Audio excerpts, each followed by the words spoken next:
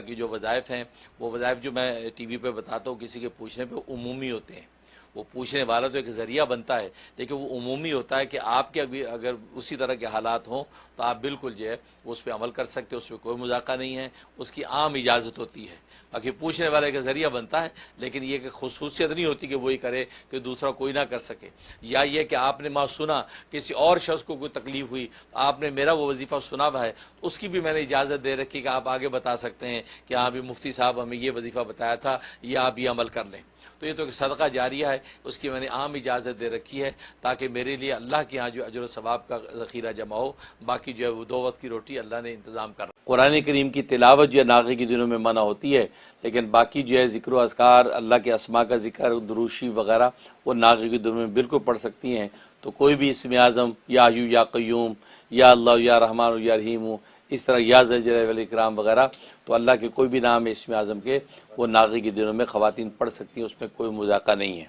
آج ہم کیا کر رہے ہیں؟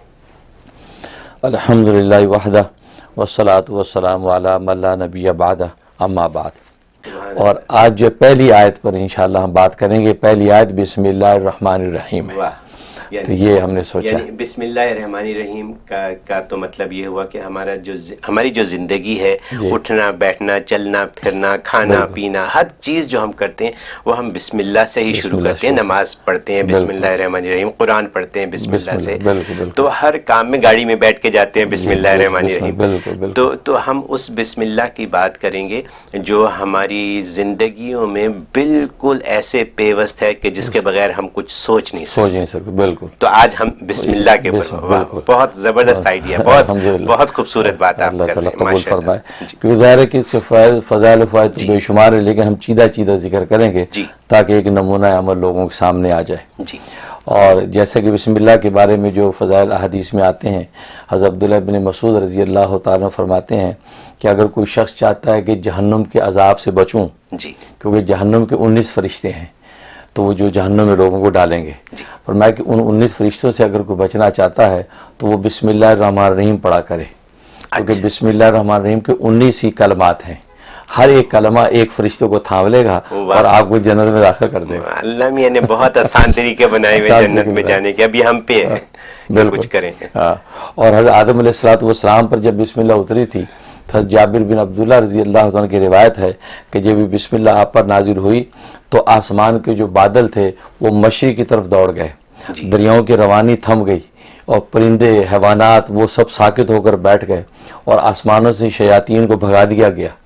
اور اللہ تبارک و تعالی نے ارشاد فرمایا کہ قسم ہے مجھے اپنی عزت اور جلال کی کہ جو شخص کسی بیمار پر میرے نام کو پڑھ لے گا میں اس کو شفا دے دوں گا, سبحان اللہ, اور جو کسی چیز پر میرے اس نام کو پڑھ لے گا میں اس میں برکت ڈال دوں گا.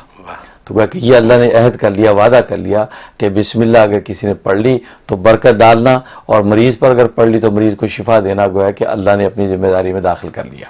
تو یہ وہ مبارک کلمہ ہے. تو یہ آپ نے یہ فرمایا کہ یہ حضرت آدم علیہ السلام پر نازل کی. جی بالکل. اچھا. ہاں, البتہ ہماری امت میں فرق یہ ہوا کہ پہلے آدم علیہ السلام پہ نازل ہوا بسم اللہ, بس اتنا ہی نازل ہوا. اچھا.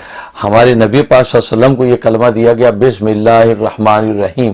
اللہ نے اپنے نام کے ساتھ جو 2 اور رحمتیں شامل کر دی, جو رحمتیں پہلے کلمات میں نہیں تھیں, تو یہ رحمان اور رحیم کی 2 رحمتیں شامل کر کے اس کلمے کے اندر اور امتیاز اور خصوصیت پیدا کر دی جو اس امت محمدیہ کو ملا. اس لیے ایک روایت میں آتا ہے کہ یہ بسم اللہ الرحمن الرحیم یہ پورا کلمہ یہ صرف امت محمدیہ کی خصوصیت ہے, پہلی امتوں کو اس شکل میں نہیں ملا.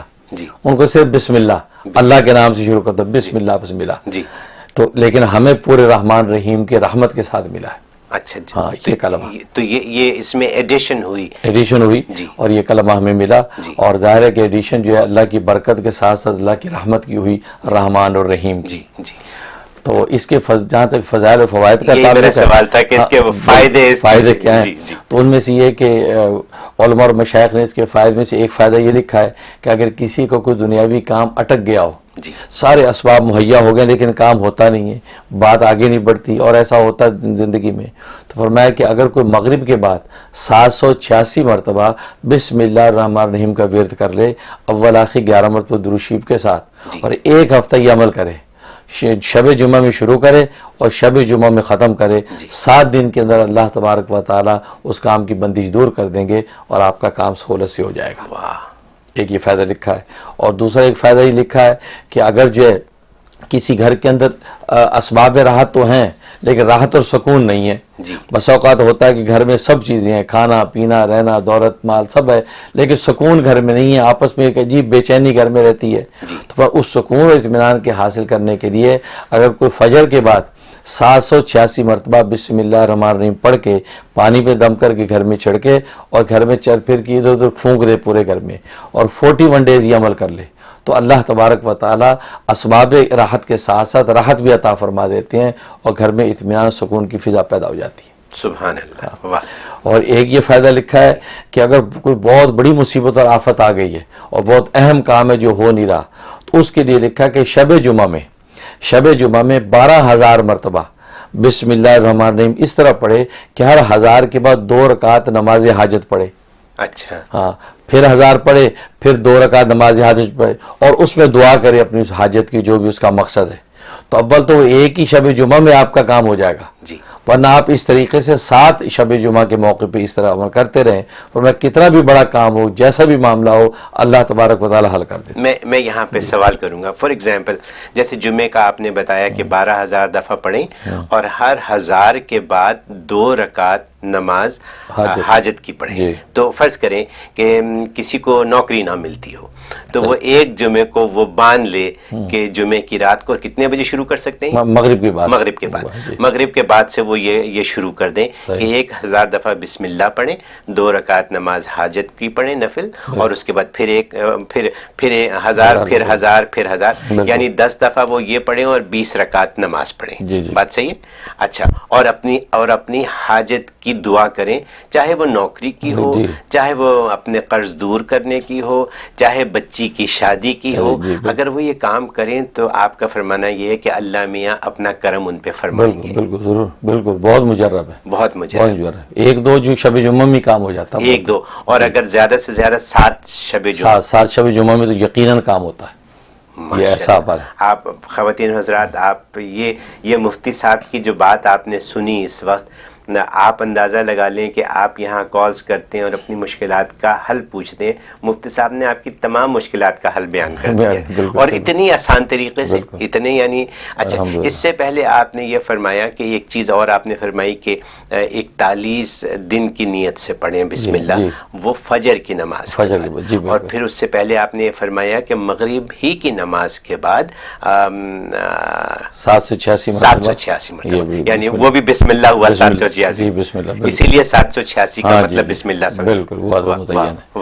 اور اسی طریقے سے ایک یہ ہے کہ بعض دفعہ بچوں کے رشتے میں بندش پڑ جاتی، نصیب کھلتا نہیں ہے اور سارے اسباب موجود ہیں، اس میں جمال بھی ہے، صورت دولت بھی ہے، لیکن یہ ہے وہ رشتہ نہیں ٹھہرتا، اس کے لیے فجر کے بعد 1500 مرتبہ یعنی 1500 یہ بسم اللہ الرحمن الرحیم پڑھنا ہے، اول آخر 11 مرتبہ درود شریف یہ پڑھ کے اس کے نصیب کھلنے کی دعا کریں، اور یہ 71 ڈیز کی نیت سے شروع کریں، بہت زبردست ہے، بہت اچھا رشتہ مل جائے گا۔ تو یہ ماں باپ بھی کر سکتے ہیں، اور اگر بچی خود چاہے تو وہ بھی کر سکتے ہیں۔ جی بالکل بالکل، بلکہ سبھی کریں، بہت اچھا ہے، والدہ بھی کر لے، بچی خود بھی کر لے تو اور اچھا ہے، زیادہ جلدی افیکٹو ہوگا۔ ہماری کالز ہیں، لیکن میں چاہوں گا کہ اگر اور بھی آپ بیان کرنا چاہیں تو بالکل، یہ ہو گیا۔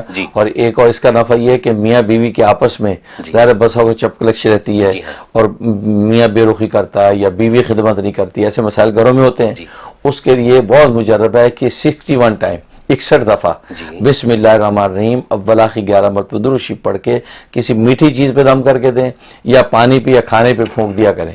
اگر میاں بے رخی کرتا ہے تو جناب وہ اس کو کھلائیں تو جناب وہ بیوی سے محبت کرنے لگے گا۔